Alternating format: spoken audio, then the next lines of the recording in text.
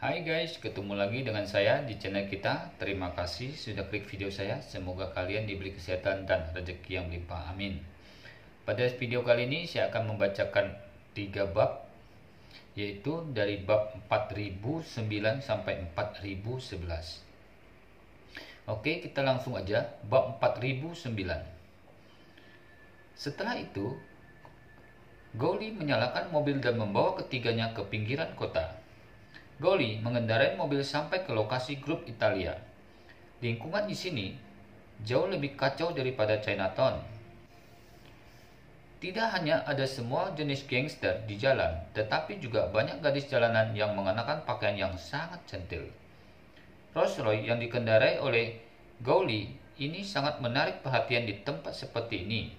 Tetapi tidak ada satupun dari gangster ini yang berani memikirkan ide pada mobil ini.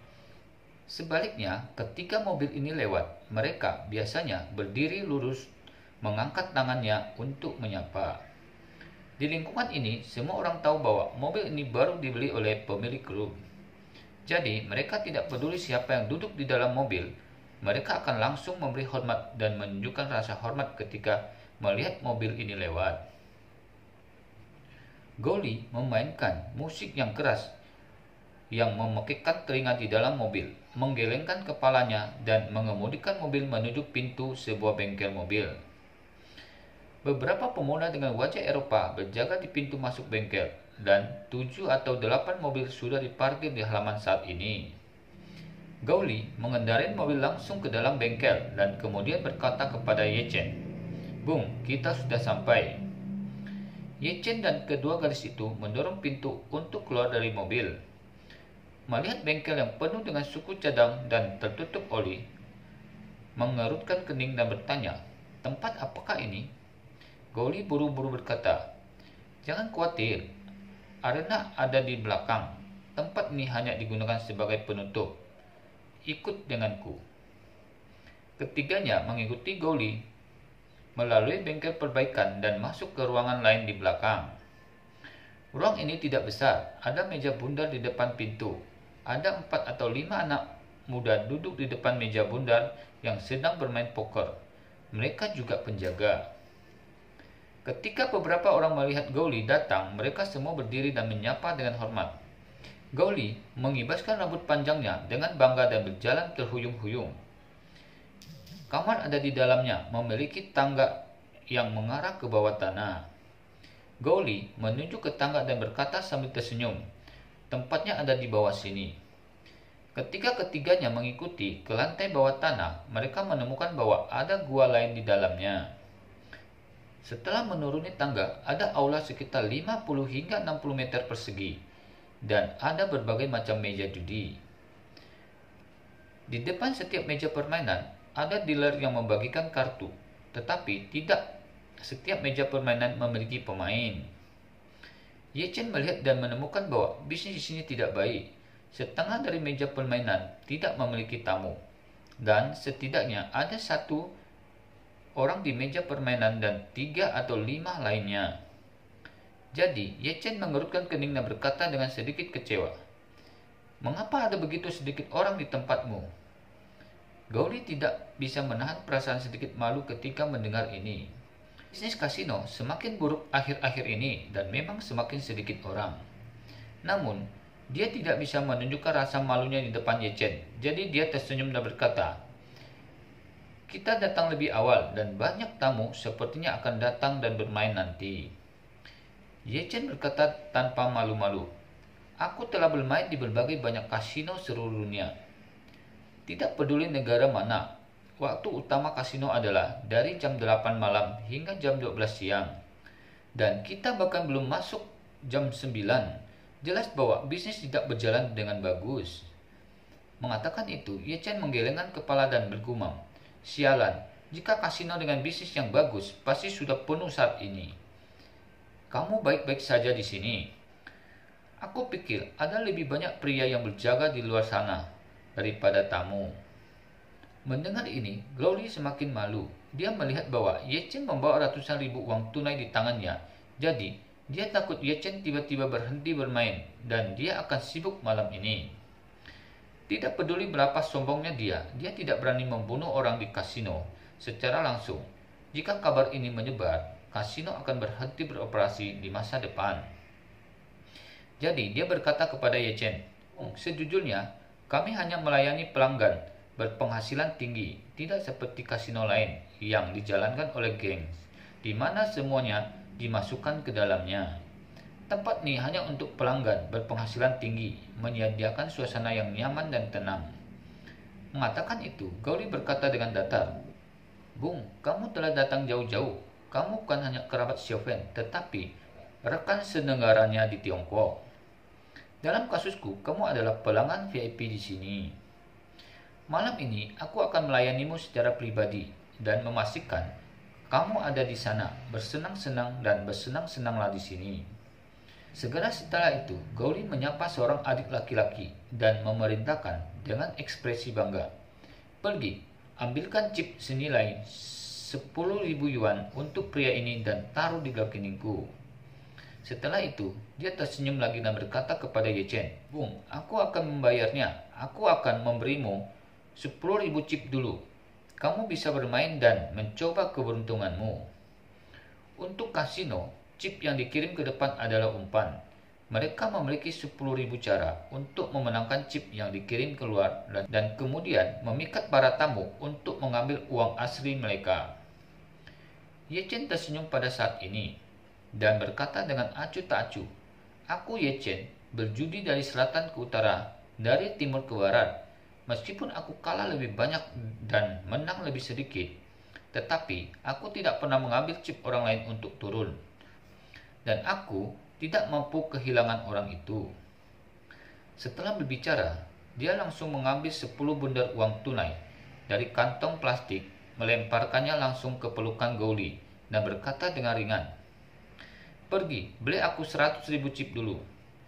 Menghadapi uang tunai 100.000 dolar Kanada yang tiba-tiba terlempar, Gauli memeluknya dengan malu dan kemudian dengan kuat memeluk 10.000 dolar Kanada tersebut. Pada saat ini, dia merasa malu diteriaki oleh Ye Chen dan dia tidak bisa menahan diri untuk tidak memaki dalam hatinya. Sial, bajingan kecil ini sangat sombong. Aku bukan bocah kasino yang dapat kamu suruh pergi menukar chip untukmu. Tetapi kemudian dia berpikir, aku memiliki uang sungguhan senilai 100.000 dolar Kanada di tanganku. Mungkin aku bisa mendapatkan semua uang saku orang ini malam ini.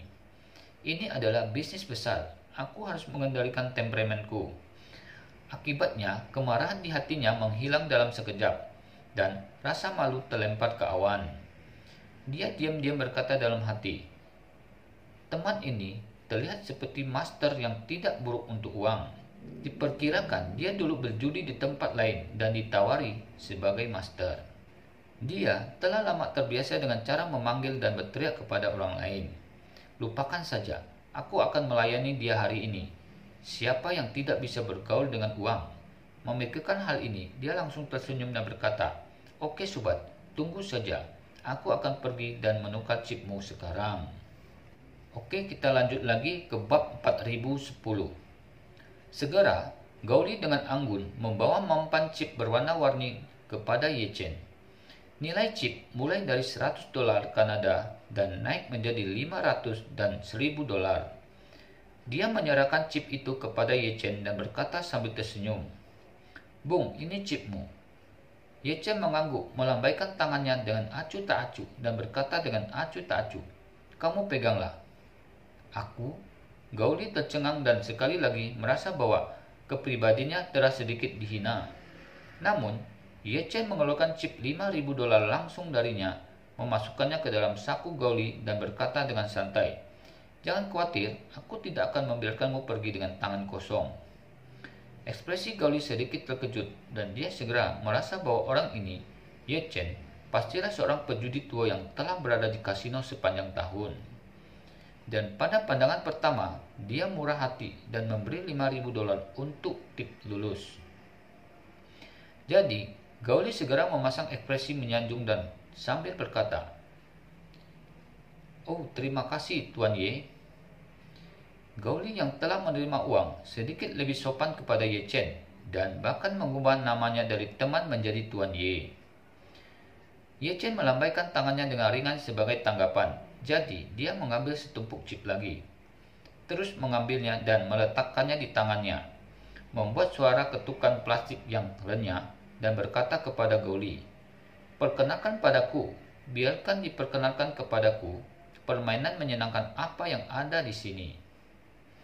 Goli memegang nampan chip dan berkata sambil tersenyum, "Sejujurnya, Tuan Ye, kami memiliki semua jenis permainan, termasuk dadu, blackjack, roller, bakarat, yang mana lebih populer di Amerika Utara, dan kami orang Tionghoa. Aku suka bermain Golden Flower. Dalam beberapa tahun terakhir, Golden Flower sangat populer di Vancouver, dan orang asing juga mulai bermain." Setelah berbicara, Goli berkata lagi, "Jika kamu ingin bermain friend Golden Flower, aku dapat mengaturnya untukmu." Ye Chen mengangguk dan berkata, "Main Golden Flower? Aku suka bermain Golden Flower. Itu sederhana, bebas masalah dan tidak perlu dipikirkan." Goli berkata dengan cepat, "Oke, silakan datang ke sini." Di meja Golden Flower ini, seorang bandar berwajah Eropa sedang duduk di atas nama kasino dengan 3 pemain asing duduk di sebelahnya. Goli melangkah maju dan melihat bahwa chip di meja di seberang dealer hanya beberapa ribu dolar. Dia menepuk bahunya dan berkata, "Bangun dan mainkan sesuatu yang lain." Pria itu akan marah. Ketika dia melihat Crowley yang bicara, dia mengangguk dengan ramah dan dengan cepat mengemasi chip dan menyerahkan kursinya. Setelah itu, Goli dengan sopan berkata kepada Ye Chen, "Ayo Tuan Ye, duduk di sini." Ye Chen mengangguk, duduk langsung di posisi itu, dan kemudian bertanya, "Apa aturannya?" Goli tersenyum dan berkata, "Tidak ada aturan khusus. Permainannya sama seperti di Cina, yaitu taruhan minimum adalah 100 dolar Amerika Serikat, dan bidangnya akan mengambil 5% dari dana taruhan." Ye Chen cemberut dan berkata, "5% sudah cukup hitam." Goli mencipil 2 kali dan berkata dengan tergesa-gesa, "Jadi, Tuan Ye, karena kamu telah berbicara, kami harus memberi kamu diskon. Margin kami akan memberimu setengah diskon, yaitu 2,5%. Ye Chen mengangguk puas dan berkata dengan ringan, "Hampir sama, aku tidak peduli dengan uang kecil ini, tetapi setidaknya harus ada beberapa aturan." Setelah itu, dia melemparkan chip 1.000 dolar dan berkata dengan ringan, "Ayo, mari kita mulai." Goli yang berdiri di belakang Ye Chen mundur selangkah dengan tenang dan kemudian mengedipkan mata ke dealer di Chuang. Lawan mengerti dan segera mulai membagikan kartu. Di tangan pertama, Ye Chen dengan mudah mendapatkan sepasang kartu langit dan dengan mudah memenangkan 1.000 dolar dari dealer. Melihat ini, Ye Chen tersenyum dan berkata, "Aku beruntung hari ini. Aku memulai dengan baik." Setelah dia selesai berbicara, dia menambahkan 3.000 chip lagi dan bertaruh 5.000 dolar bersama dengan uang dan keuntungan tadi. Oke, kita lanjut lagi ke bab 4011. Kali ini, Ye Chen menang lagi. Setelah memenangkan 2 pertandingan berturut-turut, Ye Chen tampaknya dalam suasana hati yang baik. Dia melemparkan banyak chip 100 dolar ke Goli dan berkata, "Ubah menjadi 1.000, 100 terlalu kecil." Goli mengangguk, menemukan seorang pelayan dan segera memesan. Pada saat ini, Ye Chen di meja judi menghitung chip secara acak dan hanya melemparkan 10.000 dan berkata sambil tersenyum, "Benar, malam ini aku akan membunuh 3 penduduk desa terlebih dahulu." Melihat Ye Chen yang penuh percaya diri dan ingin mengejar kemenangan, Goli langsung mengedipkan mata ke arah dealer. Di tangannya, Ye Chen tidak mendapatkan kartu besar, dan kartu dealer juga tidak terlalu besar, hanya 1 poin lebih besar daripada Ye Chen. Bankir memakan uang Ye Chen, tetapi kehilangan atas 2 lainnya. Namun, 2 taruhan lainnya sangat kecil, 100 dan 200, sehingga bankir mengambil kembali semua kerugian sebelumnya dan mendapatkan untung. Faktanya, ketika dealer mengocok kartu, Ye Chen sudah melihat gerakan di tangannya. Dealer ini seperti Lian yang menipu Malan dan Hong Yan saat itu sebenarnya adalah ahli dari ribuan teknik. Ini bukanlah fungsi khusus seperti pesulap close up.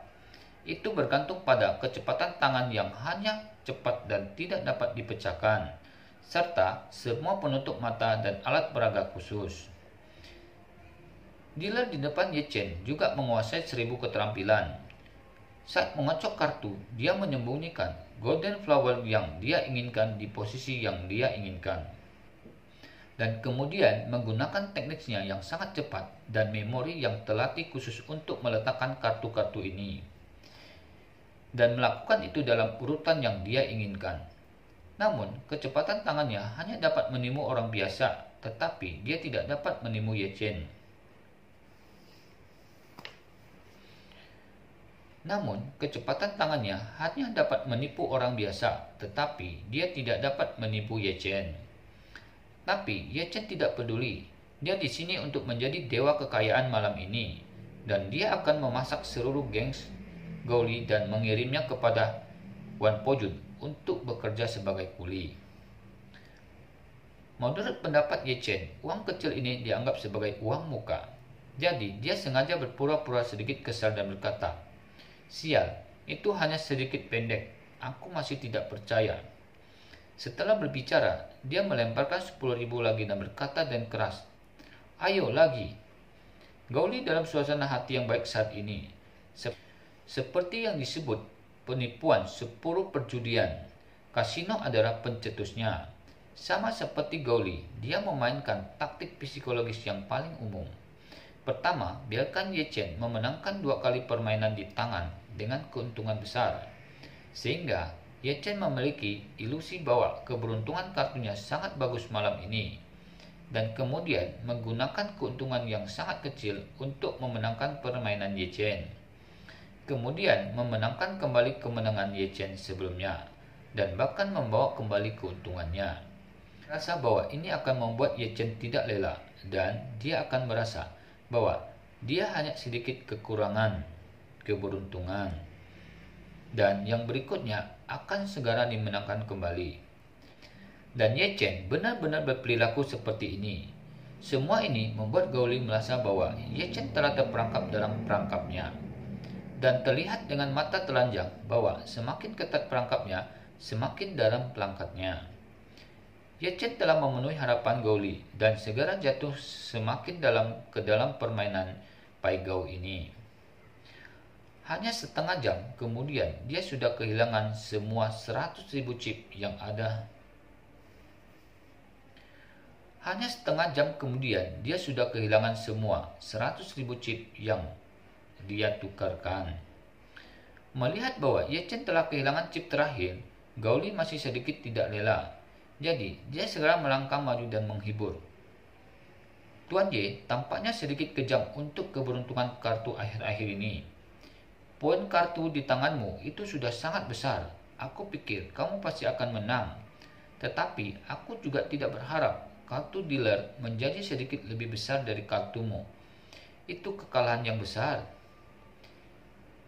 Ye Chen memandang Gaoli tersenyum sedikit, melambaikan tangannya dan berkata, "Menang atau kalah adalah hal biasa dalam urusan militer. Selain itu, dengan begitu banyak uang, tidak ada yang namanya menang atau kalah. Itu hanya umpan untuk mendapatkan yang terbaik." Setelah itu, dia melemparkan kantong plastik di tangannya ke Gaoli, melambaikan tangannya dan berkata, "Pergi, tukarkan semua uang ini dengan chip dan berikan kepadaku." Oke, sampai di sini dulu video kali ini. Terima kasih telah mengikuti video saya. Saya mohon maaf jika penyampaiannya kurang bagus. Sampai ketemu lagi di video berikutnya. See you.